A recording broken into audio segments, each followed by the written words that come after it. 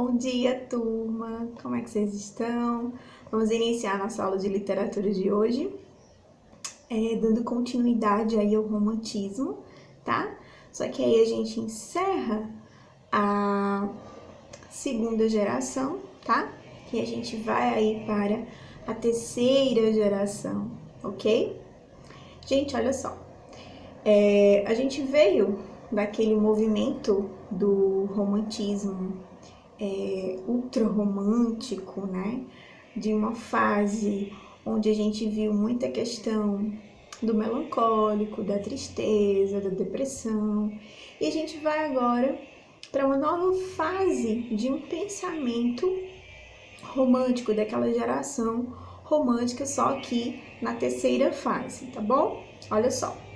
Essa terceira geração romântica, ela é caracterizada pela poesia, tá? Literária, que vai ser influenciada aí principalmente pelas obras político-sociais, tá?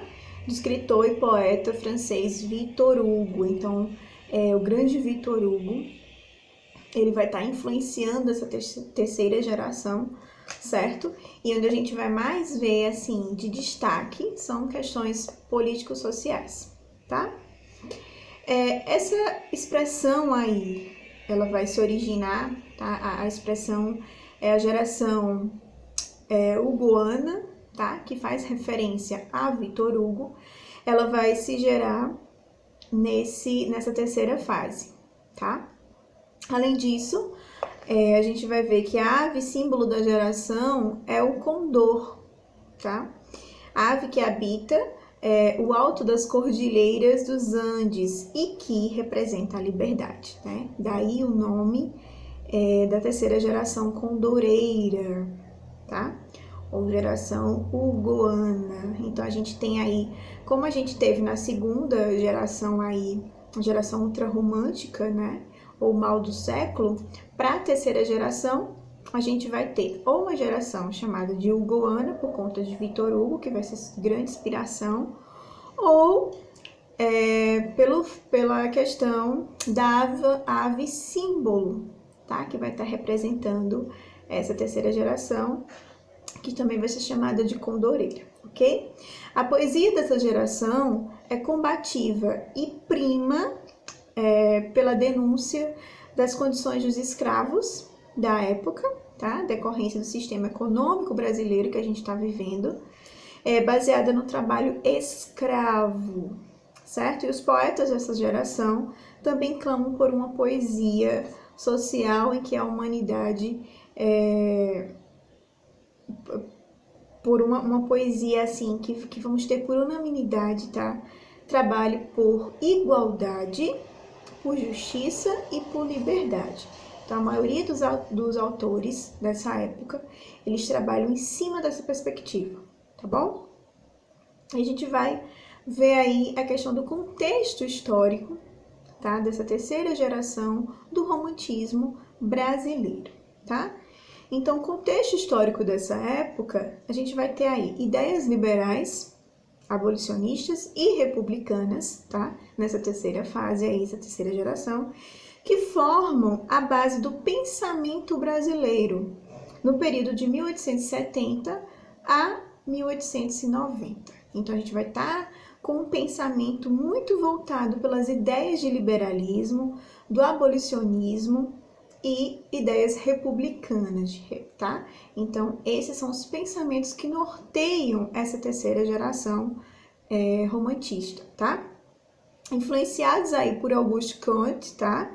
Em 1798 a 1857, por Charles Darwin, tá? 1809 a 1882, e outros pensadores europeus, escritores como Tobias Barreto, Silvio Romero e Capistrano de Abreu, tá?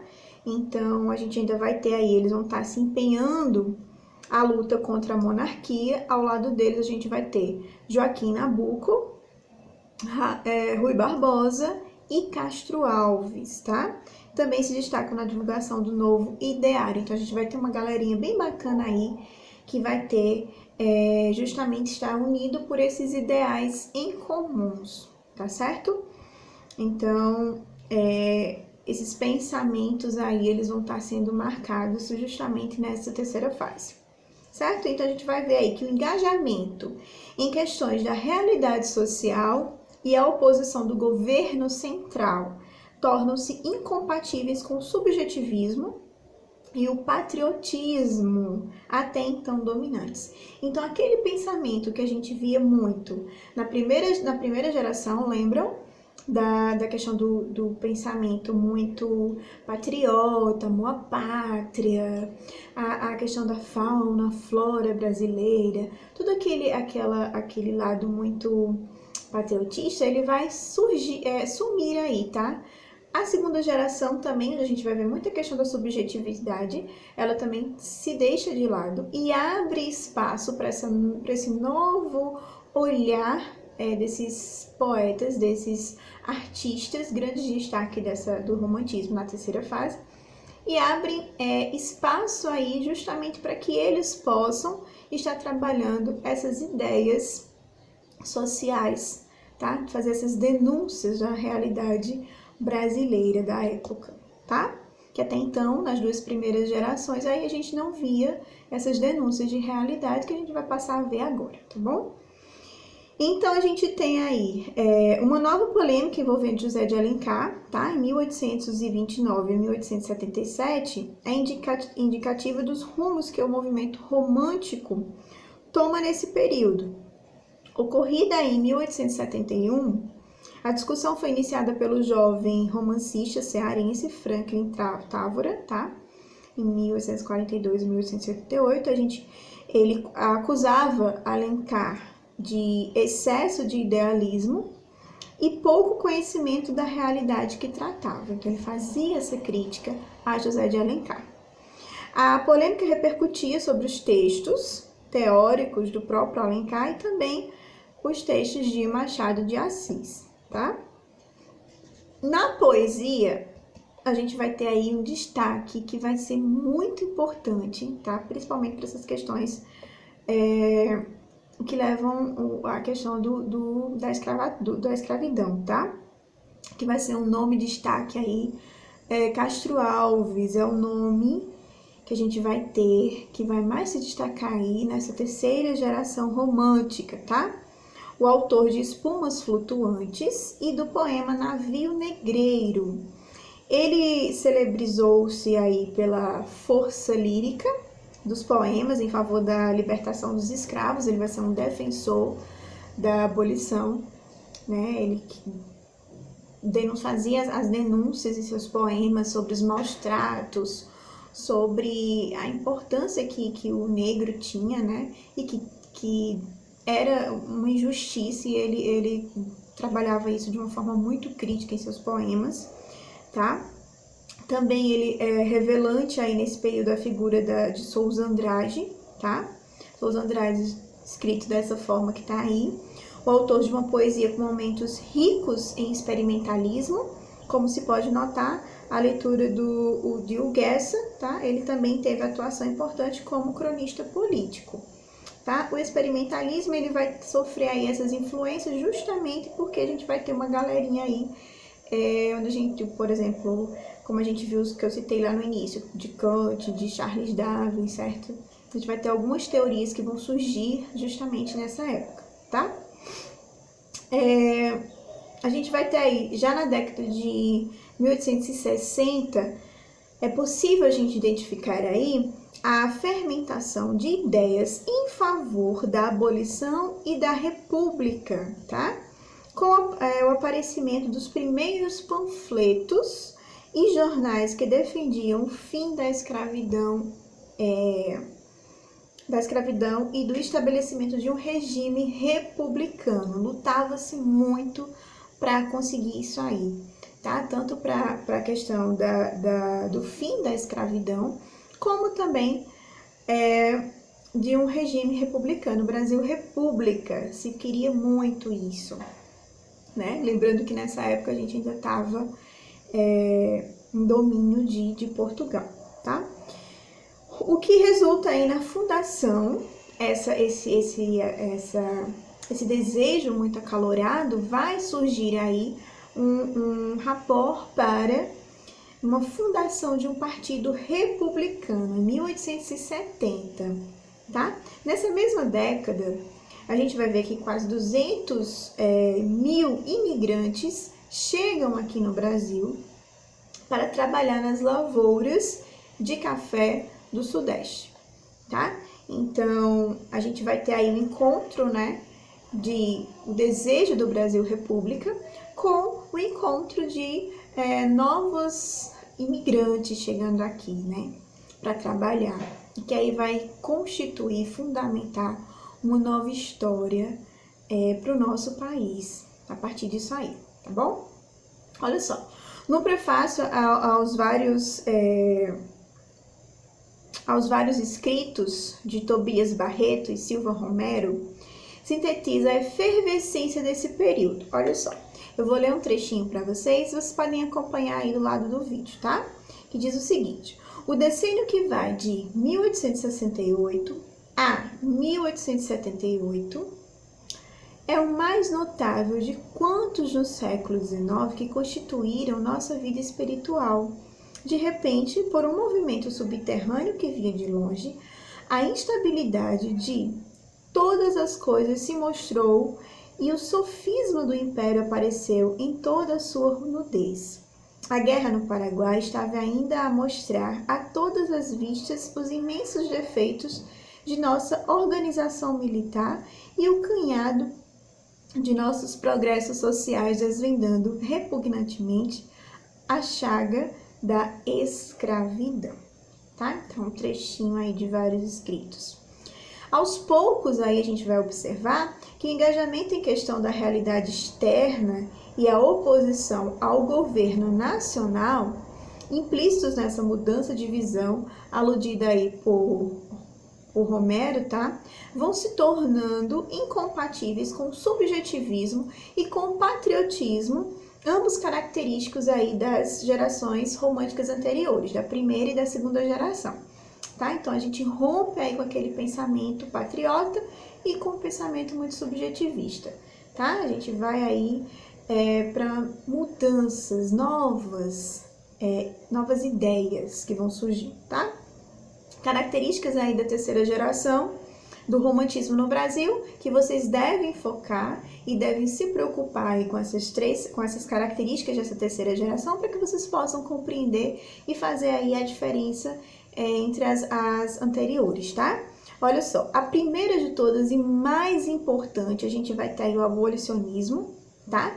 A poesia desse período volta-se para a defesa da República e do abolicionismo, e com isso o foco das produções está concentrado nos pobres, marginalizados e negros escravizados, tá? Segundo ponto, a gente tem a negação do amor platônico e erotismo. Diferentemente das gerações anteriores, a relação amorosa acontece de fato aí, tá? Os autores dão forma à sensualidade à mulher, que anteriormente era vista como ser intocável, angelical, impossível de ser alcançado. Então, aquela relação que era muito antes idealizada, tá? Que aquele homem, ele tinha um sonho, ele sonhava com aquela sua amada, ele sofria por aquele amor que ele não tinha e ele morria de tristeza por isso, se entregava a uma depressão profunda. Nessa terceira fase, a gente não vai ter mais isso, tá? O sujeito, ele conhece essa dama, ele tem relações amorosas e sexuais com ela, tá? De fato. Ele vai trazer nas suas poesias essa relação de contato físico mesmo, como também ele vai trazer a sensualidade dessa mulher que envolve esse sujeito, tá? Então, essa percepção dele vai mudar completamente nessa terceira fase, ok? Aí a gente vai para o terceiro ponto dessas características, que vai ser a liberdade. Munidos de um sentimento de revolta ante as injustiças sociais que ocorriam, os autores acreditavam que, assim como o condor, tá? Símbolo lá da liberdade, tinham a capacidade de olhar de um ponto mais alto as questões sociais e, por isso, informar a sociedade sobre a realidade em que viviam de forma a conscientizá-la, tá?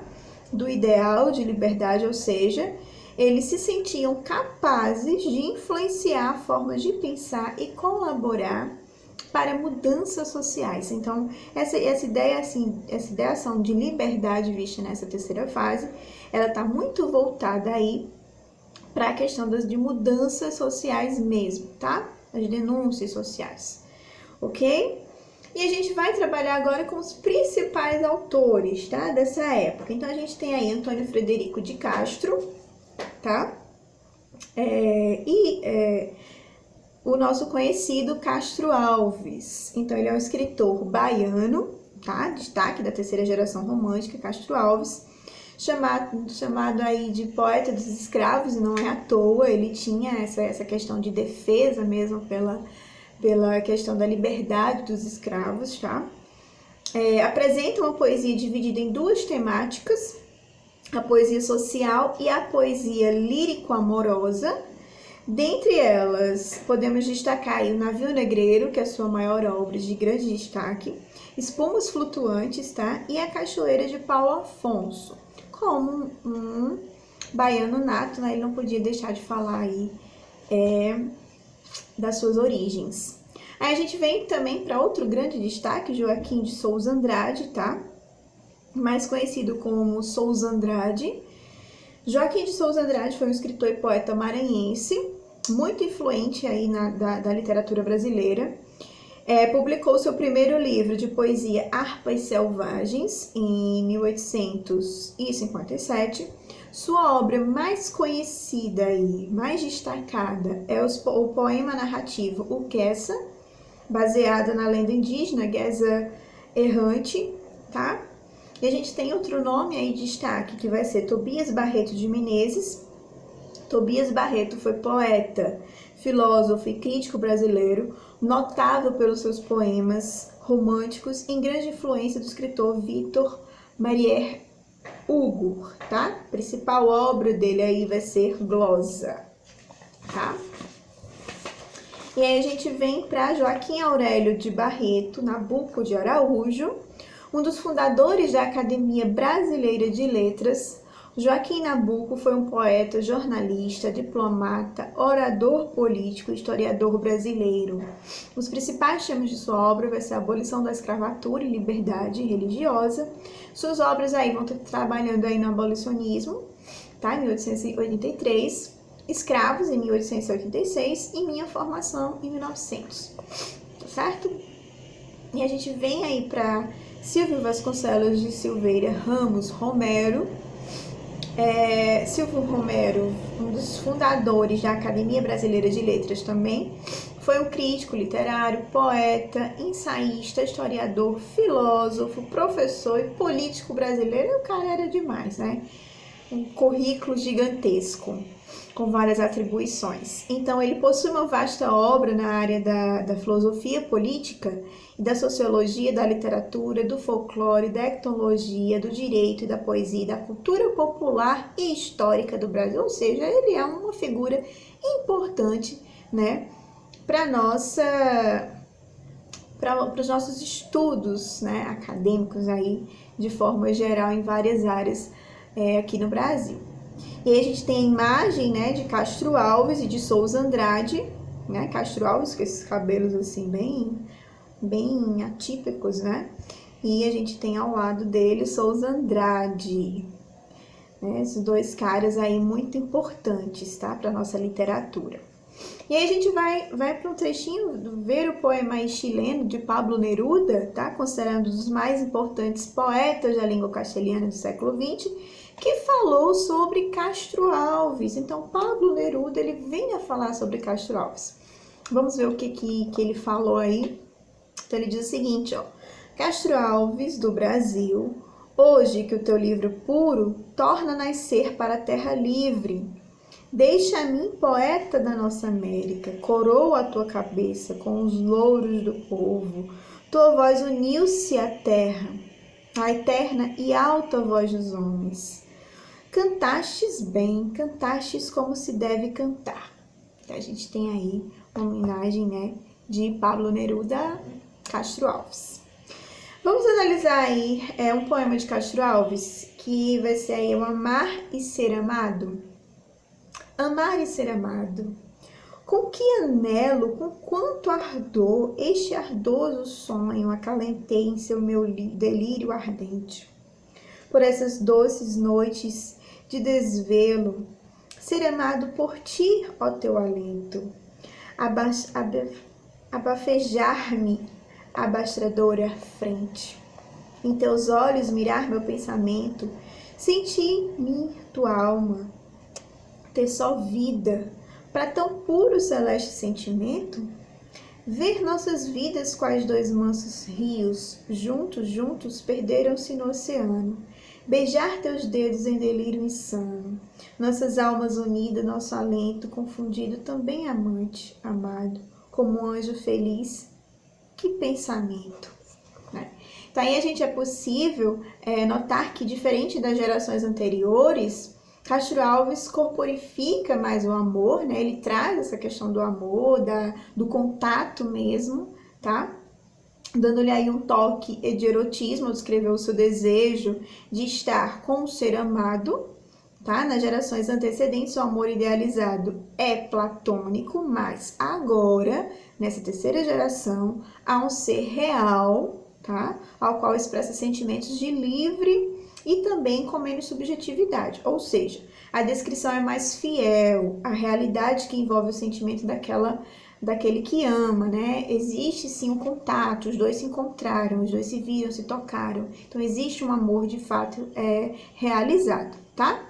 Dessa forma, podemos notar que a terceira geração do romantismo, da qual o poema faz parte, foi marcada por um imenso sentimento de liberdade e igualdade, tá? Uma vez que o poeta permite-se expressar seu sentimento, tá? Ele vai permitir-se aí expressar esse sentimento de forma mais concreta, tá? Ele não vai viajar muito no desejo e na imaginação, ele vai no concretismo. Valoriza os traços e características reais do ser amado, tá? Em vez de enaltecê-la como alguém que é intocável, um ser maravilhoso, tá? Ele coloca-se como seres iguais e que possuem liberdade de amar e de expressar esse amor. Então não existe aquela, ela é um ser maravilhoso, é mais do que eu mereço, não. Os dois estão ali por igualdade, então os dois exercem a mesma capacidade de amar juntos, tá? Isso quer dizer que a fuga à realidade presente na geração anterior, né, a segunda geração, agora é mais dominante, né, nas produções literárias. A gente vai ver agora um trechinho do poema de Castro Alves, tá? Navio Negreiro, que eu vou destacar aí para vocês. Eu vou ler aqui e vocês acompanham no vídeo, tá bom? Diz o seguinte: Senhor Deus dos desgraçados, dizei-me vós, Senhor Deus, se é loucura, se é verdade, tanto horror perante os céus? Ó mar, por que não apagas com a esponja de tuas vagas, de teu manto este borrão? Astros, noites, tempestades, rolai das imensidades, varrei os mares tufão. Que não estejais desgraçados, que não encontram em vós, mas que o rio calmo da turba, que exercita a fúria do algoz, quem são? Se a estrela se cala, se a vaga expressa resvala, como um cúmplice fugaz, perante a noite confusa, dize-te, ó tu, severa musa, musa libérrima, audaz, são os filhos do deserto, onde a terra esposa a luz, onde vive em campo aberto a tribo dos homens nus. São os guerreiros ousados que os tigres masqueados combatem na solidão. Ontem simples, fortes, bravos, hoje míseros escravos, sem luz, sem ar, sem razão. São mulheres desgraçadas, como Agaro foi bem, que sedentas arquebradas, de longe, bem longe vêm, trazendo com tíbios passos filhos e algemas dos braços, na almas, lágrimas e fel. como Agar sofrendo tanto que nem o leite de pranto tem de dar para Ismael. Lá nas areias infinitas das palmeiras no país, nasceram crianças lindas, viveram moças gentis. Passa um dia a caravana, quando a virgem na cabana cisma da noite os véus. Adeus, Oxóssi da morte, adeus, palmeiras da fonte, adeus, amores, adeus. Então aí a gente percebe que o autor ele possui um sentimento de revolta, tá? Contra a escravidão. Ele vai utilizar aí de elementos da natureza como questionar a Deus sobre a sua indiferença diante daquela maldade que se via no processo de escravidão dos afrodescendentes, tá? Esses temas que vêm uma preocupação social e uma denúncia da escravidão são característicos da geração do romantismo no Brasil, tá? Participantes e influenciadores do processo político, social e cultural do Brasil da época, os autores dessa geração tinham o tema da liberdade como principal de suas produções, ok? E esse fato aí contribuiu para o uso da ave, o condor, tá? Como símbolo desse período do romantismo, essa terceira fase. Assim, essa geração desloca o centro da atenção do eu, tá? Antes o eu, que era muito visto na segunda geração, agora para o outro. Então, eu saio do foco da atenção do eu e vou para observar o outro, tá? Atitude muito influenciada pelo escritor francês Victor Hugo, tá? Então, olha só, como já é sabido, o romantismo no Brasil, tá? No que se refere à poesia, teve 3 gerações, grandes poetas, tá? O crítico literário Valentim Faccioli, professor da Universidade de São Paulo, da USP, explica o que foi e como se desenvolveu a poesia romântica na literatura brasileira, por meio de uma ótima entrevista aí, e eu quero que vocês analisem essa entrevista, tá, gente? Eu não vou me deter a ela, porque isso eu vou deixar para vocês, está aí no material, tá, de apoio. Vocês vão ler toda essa entrevista e depois a gente vai comentar sobre ela, tá? Até porque, depois dessa entrevista aí, né, ele vai falar sobre as características, o porquê de exaltar as características do Brasil, a imagem romântica realmente correspondia à realidade do nosso país, sim ou não, né? E aí vai ter toda uma entrevista com esse crítico estudioso, professor da USP, e eu quero que vocês leiam, tá? E analisem aí. Depois vocês têm aí umas questões para responderem durante a aula, e o exercício de fixação de vocês, vocês só vão conseguir respondê-lo quando vocês lerem aí a entrevista do professor lá da USP, tá? Então, a gente fica aí com essa aula de hoje. Espero ter contribuído para o aprimoramento do conhecimento de vocês. Espero que vocês tenham gostado. E qualquer dúvida, estou aqui para ajudar vocês, tá bom? Então, desejo aí um ótimo fim de semana e até a próxima aula. Tchau, tchau!